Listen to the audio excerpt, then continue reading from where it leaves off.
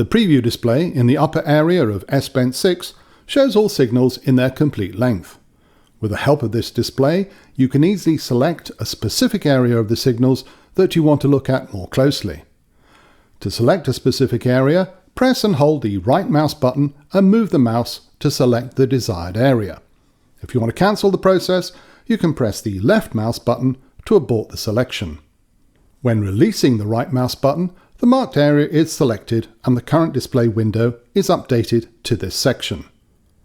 The preview display now shows the current cutout in between two grey selection brackets. This cutout can be moved around in the preview display. To do this, hold the left mouse button over the cutout and simply move the area with the mouse to the desired place. You can also move the selection brackets individually. To do this, move the mouse to the upper or lower area of a bracket. The mouse cursor will change its symbol, and then you can move the bracket by holding the left mouse button. To return to the full view in the current display window, press the Show Full Area button in the toolbar.